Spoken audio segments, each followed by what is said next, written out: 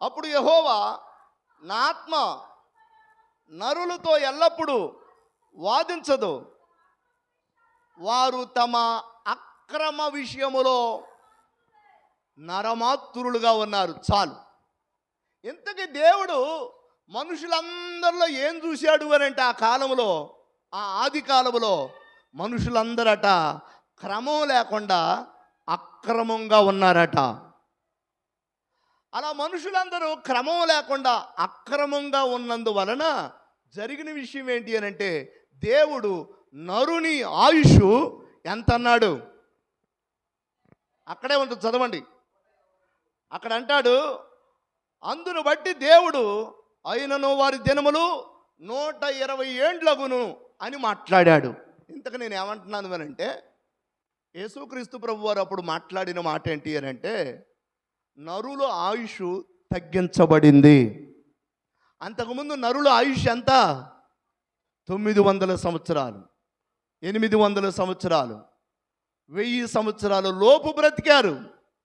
మెతూషెల అనే వ్యక్తి 969 సంవత్సరాలు బ్రతికాడు.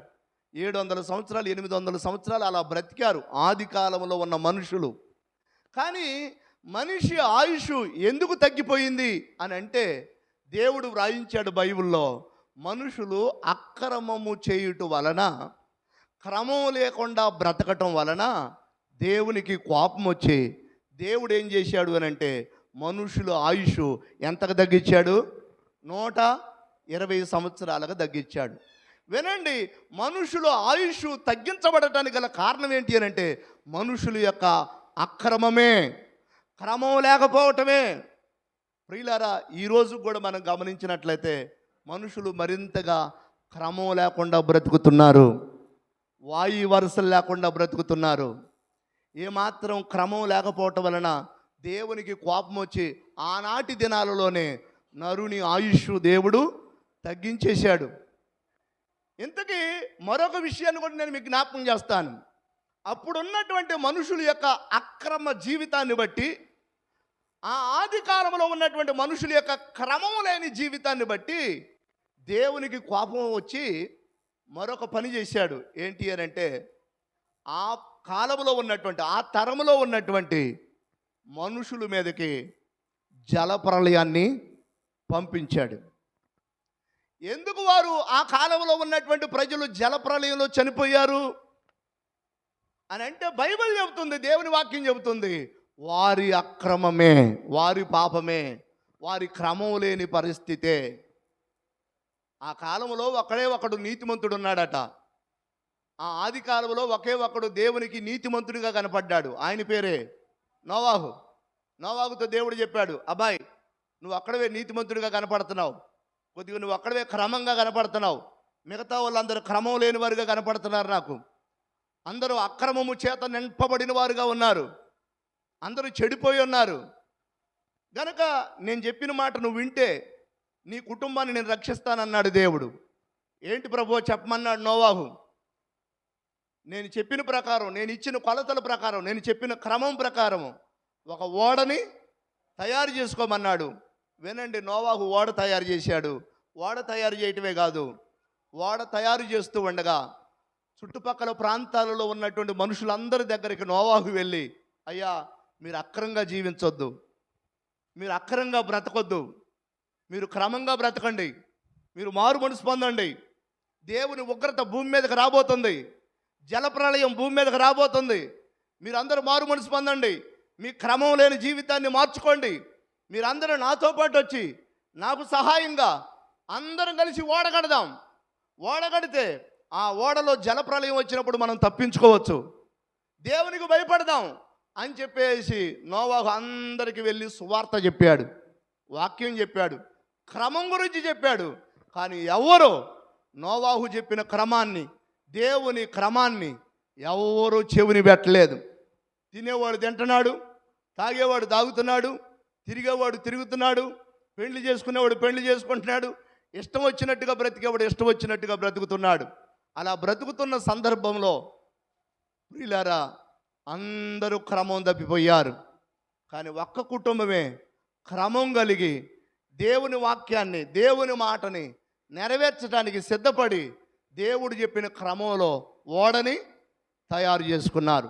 వినండి, ఆ ఓడ తయారైన తర్వాత, సిద్ధపరిచిన తర్వాత దేవుడు చెప్పినవన్నీ నోవాహు పూర్తి చేశాడు.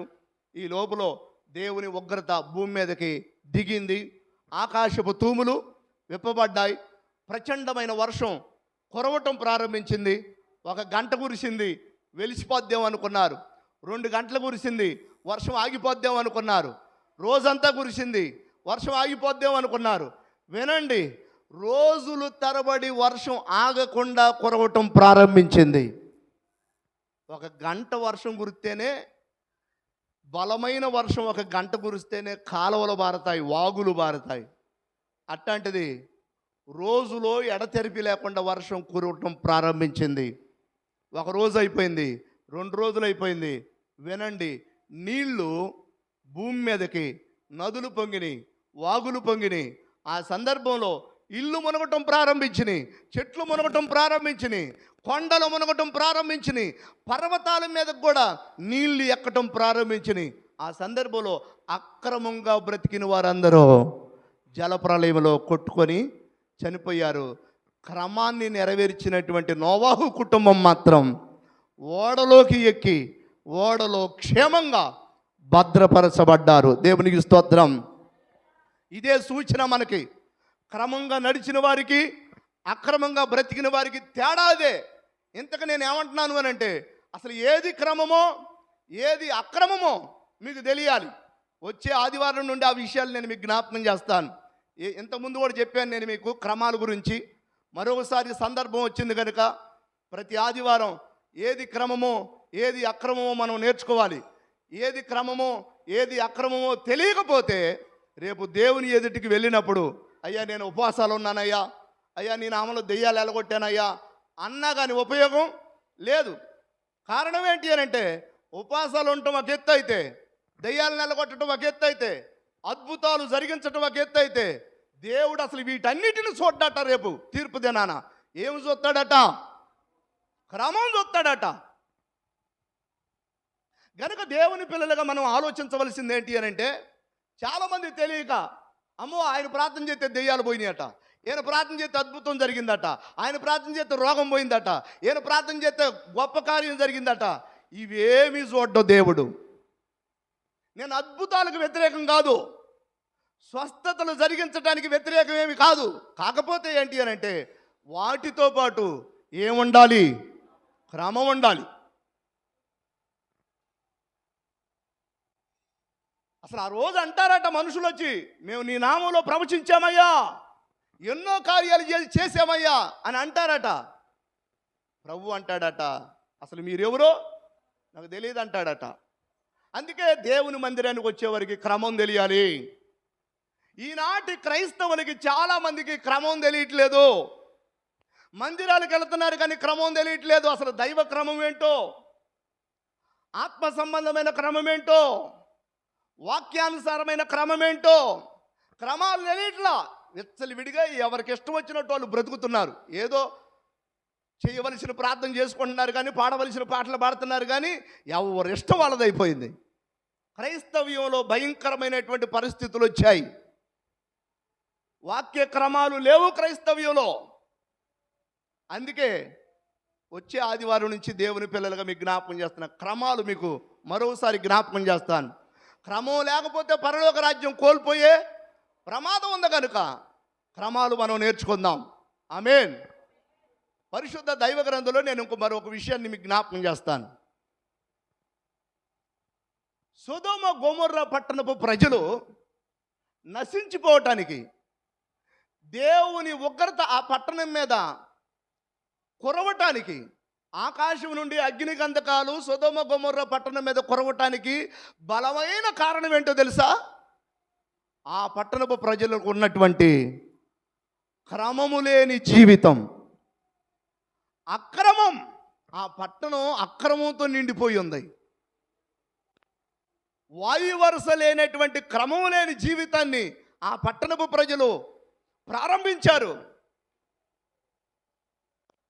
మీరు గమనించినట్లయితే దేవుని దూతలు ఆ ఊరు వెళితే లోతు ఇంట్లో తలదాచుకున్న సందర్భంలో ఎవరెవరు వచ్చారట దేవుని దూతలతో వ్యభిచరించటానికి, దేవుని దూతలతో అక్రమ సంబంధం పెట్టుకోవడానికి ఎవరెవరు వచ్చారట?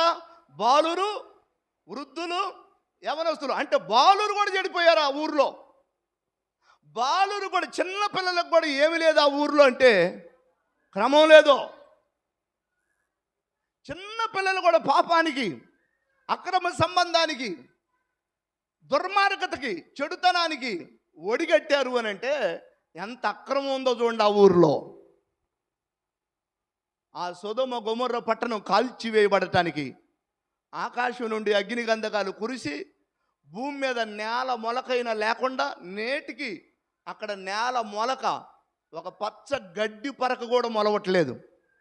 ఆ ప్రాంతం అంతా దేవుని ఉగ్రత చేత, అగ్ని గంధకాల చేత ఆ పట్టణం అంతా కాల్చివేయబడింది. కారణం ఆ పట్టణ ప్రజల యొక్క అక్రమం. అక్రమం అంత బాధించింది దేవుడికి. అందుకే మందిరానికి రావటం ఒక ఎత్తు అయితే, ప్రార్థన చేయటం ఒక ఎత్తు అయితే, బల్లారాధనలో పాల్గొనటం ఒక ఎత్తు అయితే, వాక్యం చదవటం, వాక్యం వినటం ఒక ఎత్తు అయితే, క్రమం పాటించటం మరొక ఎత్తు. ఆమేన్. కనుక దేవుని పిల్లలంగా మనం క్రమం పాటిద్దాం. అసలు క్రమాలు ఏంటో మీకు జ్ఞాపకం చేస్తానన్నాను. వచ్చే ఆదివారం నుంచి మీకు జ్ఞాపకం చేస్తాను ఆ విషయాలు. దేవునికి స్తోత్రం. ప్రియులారా, మనం ఆలోచించినట్లయితే అబ్రహాముతో దేవుడు ఒక మాటలు చెప్పాడు. ఏమని అంటే, అబ్రహమా, నీ కడుపును పుట్టిన సంతానాన్ని ఆకాశంలో ఉన్నటువంటి నక్షత్రాల వలె విస్తరింపజేస్తాను. నీ కడుపును పుట్టిన సంతానాన్ని సముద్రపు ఇసుకరేణువుల వలె విస్తరింపజేసి ఆశీర్వదిస్తాను. నిన్ను దీవించిన వారిని దీవిస్తాను, నిన్ను శపించిన వారిని శపిస్తాను. ఇలా దేవుడు కొన్ని విషయాలు చెబుతూ ఒక ప్రత్యేకమైన మాట చెప్పాడు. ఏమని అంటే, ఇదిగో పాలు తేనెలు ప్రవహించే దేశాన్ని నీ పిల్లలకి, నీ కడుపును పుట్టిన సంతానానికి స్వాస్థ్యంగా ఇస్తాను అన్నాడు. దేవునికి స్తోత్రం. ఏ దేశాన్ని? పాలు తేనెలు ప్రవహించే దేశాన్ని నీ పిల్లలకి, నీ కడుపును పుట్టిన సంతానానికి స్వాస్థ్యంగా ఇస్తాను అని ప్రభు మాట్లాడాడు. అయితే ఆ పాలు తేనెలు ప్రవహించే దేశంలో ఆల్రెడీ కొంతమంది నివసిస్తూ ఉన్నారు. వాళ్ళు తమ యొక్క అక్రమ విషయంలో ఇంకా వారి అక్రమాన్ని సంపూర్ణంగా చేయలేదు. వారు గనుక ఆ ప్రాంతంలో ఉన్నటువంటి కానాను దేశంలో ఉన్నటువంటి మనుషులందరూ వారి అక్రమాన్ని సంపూర్ణంగా చేస్తే వారిని అక్కడ నుండి పారదోలి నీ సంతానానికి ఆ దేశాన్ని స్వాస్థ్యంగా ఇస్తాను అన్నాడు. ఇప్పుడు వాస్తవానికి ఆలోచించాల్సింది ఏంటి అని అంటే, దేవుడు న్యాయవంతుడు. ఇప్పుడు వీళ్ళకేసిన ఇస్త్ర తీసి ఇంకొకరికి వేయడు కదా. మరి ఇప్పుడు వాళ్ళుంటున్న దేశాన్ని ఎవరికి ఇస్తానన్నాడు? అబ్రహాము యొక్క సంతానానికి ఇస్తానన్నాడు. ఇది న్యాయమేనా అని అంటే న్యాయమే. ఎలా న్యాయం అంటే, ఆ దేశంలో అంతకుముందు నివసిస్తున్నటువంటి ప్రజలు వారట అక్రమంగా బ్రతుకుతున్నారట, క్రమం లేని జీవితాన్ని జీవిస్తున్నారట. వినండి, ఆ ప్రాంతంలో నివసిస్తున్నటువంటి ప్రజలు క్రమం లేకుండా అక్రమంగా బ్రతుకుతున్నందువలన దేవుడు వారిని అక్కడి నుండి వెళ్ళగొట్టి ఆ ప్రాంతాన్ని ఎవరికి స్వాస్థ్యంగా ఇచ్చాడు? అబ్రహాము యొక్క పిల్లలకి, సంతానానికి స్వాస్థ్యంగా ఇచ్చాడు. అలా అబ్రహాము యొక్క సంతానానికి స్వాస్థ్యంగా ఇవ్వటానికి కారణం ఏంటి అని అంటే, అంతకుముందు ఆ పాలు తేనెలు ప్రవహించే దేశంలో ఉన్నటువంటి మనుషుల యొక్క అక్రమమే. కనుక అక్రమం అనేది నీ ఆశీర్వాదాన్ని పోగొట్టిద్ది. అక్రమం అనేది నీ దీవెనను పోగొట్టిద్ది. అక్రమం అనేది దేవుని రాజ్యాన్ని నీ దగ్గర నుండి పోగొట్టిద్ది. అక్రమం అనేది దేవుని ఉగ్రతకి కారణమైద్ది. అందుకే ప్రభు అన్నాడు, అక్రమము చేయువారులారా మీరెవరో నాకు తెలియదు అని ప్రభు మాట్లాడాడు. కనుక దేవుని పిల్లలంగా మనం క్రమంగా బ్రతుకుదాం, క్రమం నెరవేర్చుదాం. మందిరానికి రావటం ప్రాముఖ్యం కాదు, దేవుని క్రమాలు పాటించటమే ప్రాముఖ్యం. దేవునికి స్తోత్రం. హల్లెలూయా.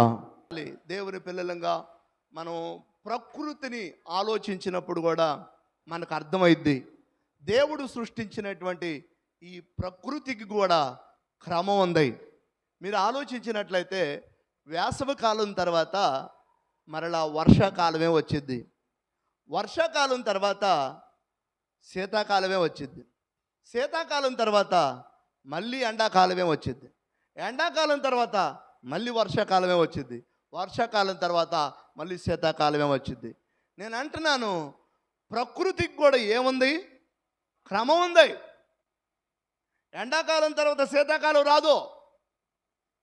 సృష్టి ఆరంభం నుండి ఇప్పటి వరకు మీరు ఆలోచించినట్లయితే ఎవరిని అడిగినా, పితరులను అడిగినా, మన ముందు తరాల వారిని అడిగినా, చరిత్రను మనం ఆలోచించినా, ప్రకృతి ఎప్పుడు ఇప్పటికీ కూడా ఎండాకాలం తర్వాత వర్షాకాలమే వచ్చింది, వర్షాకాలం తర్వాత శీతాకాలమే వచ్చింది. నేను అంటున్నాను, ప్రకృతికి కూడా ఏముంది? క్రమం ఉంది. మన దేవుడు క్రమాన్ని ప్రేమించేవాడు. ఆయన కార్యాలలో క్రమం కనపడిద్ది. మీరు గమనించినట్లయితే సూర్యుడు పొద్దున్నే ఉదయిస్తాడు, సాయంత్రానికి అస్తమిస్తాడు, మళ్ళీ సాయంత్రానికి చంద్రుడు ప్రకాశిస్తాడు, ఉదయానికి చంద్రుడు, సాయంత్రానికి సూర్యుడు మరలా అస్తమిస్తాడు. ఇంతకు నేను ఏమంటున్నాను అని అంటే, సూర్యుడికి కూడా చంద్రుడికి కూడా ఏముంది? క్రమం ఉంది. ప్రకృతిలో దేవుడు సృష్టించిన ప్రతి వస్తువుకి, సృష్టి యావత్తుకి క్రమం ఉంది, కాలాలకి క్రమం ఉంది. కనుక నేను ఏమంటున్నాను అనంటే, దేవుని వాక్యాన్ని బట్టి మన దేవుడు క్రమాన్ని ప్రేమించేవాడు. క్రమం లేనటువంటి భక్తిని దేవుడు సహించలేడు, క్రమము లేని పరిచర్యని దేవుడు సహించలేడు. అందుకే దేవుడు రేపేం చూస్తాడట? తీర్పు దినాన అద్భుతాలు చూడడో, స్వస్థతలు చూడడో, దెయ్యాలను ఎలగొట్టావా ఎలగొట్టలేదా అని అడగడో. మరి ఏం చూస్తాడట? అక్రమము నీలో ఉంటే, నీలో క్రమము లేదని ప్రభు గద్దించి, అసలు మీరెవరో నాకు తెలియదు అని ప్రభు మాట్లాడే ప్రమాదం ఉంది. అందుకే మనం అందరం కూడా దేవుని క్రమాలు నేర్చుకుందాం, దేవుని క్రమాన్ని అనుసరించి బ్రతుకుదాం. దేవుడు మనల్ని దీవిస్తాడు. క్రమాన్ని నెరవేర్చిన నోవాహుని దేవుడు ఏం చేశాడు? వినండి, రక్షించాడు. అక్రమంగా బ్రతికిన నోవాహు కాలంలో ఉన్న ప్రజలని శిక్షకు అప్పగించాడు. అక్రమంగా బ్రతికిన సొదొమ గొమొర్రా పట్టణాన్ని, ఆ ప్రాంతాన్ని దేవుడు శిక్షకు అప్పగించాడు. వినండి, అబ్రహాము క్రమాన్ని నెరవేరుస్తున్నందువలన, అబ్రహాముతో దేవుడు మాట్లాడితే, దేవుడు మాట్లాడిన మాటకి అబ్రహాము లోబడినందువలన, దేవుడు చెప్పిన క్రమాలని అబ్రహాం కూడా పాటించాడు. అందువలన దేవుడు ఏం చేశాడు అని అంటే, అబ్రహాము సంతానానికి పాలు తేనెలు ప్రవహించే దేశం ఇస్తానన్నాడు. ఆ ప్రాంతంలో అంతకుముందు బ్రతుకుతున్నటువంటి ప్రజలు అక్రమంగా బ్రతుకుతున్నారు కనుక వారికి ఆ స్థలంలో నుంచి వారిని కొట్టివేస్తానన్నాడు. అంటే దేవుని ఆశీర్వాదం ఒక కుటుంబం మీదకి రావాలి అని అంటే దేవుని క్రమాలు పాటించాలి. మందిరానికి వస్తే సరిపోదు, మీటింగులకు వెళితే సరిపోదు, వాక్యం మాత్రం విని వదిలేస్తే సరిపోదు. దేవుని క్రమాలు మనం నెరవేర్చాలి. అలా నెరవేర్చినప్పుడు రేపు దేవుని ఎదుట తీర్పు దినాన మనం ధైర్యంగా నిలబడతాం. ఆ రోజు మనం సిగ్గుపడుకోకుండా సంతోషిస్తాం. దేవుడు తీర్పు తీర్చే సమయంలో మనల్ని అక్రమస్తులారా అని అనకూడదు. మనల్ని ఆ రోజు మనం దేవుని ఎదుట నిలబడినప్పుడు మనలో క్రమం కనపడాలి. భూమి మీద మనం చేసినటువంటి ఆయన పరిచర్యలో కానీ, ఆయన భక్తిలో కానీ, ప్రార్థన విధానంలో కానీ, ఆత్మీయ క్రమంలో కానీ మనం అందరం కూడా రేపు దేవుని ఎదుటికి వెళ్ళినప్పుడు మనలో క్రమమే కనపడాలి, అక్రమం కనపడకూడదు. కనుక జాగ్రత్త పడదాం, దేవునికి ఇష్టంగా నడుద్దాం. దేవుడి మాటలు మన వినికిడిలో దీవించునుగాక.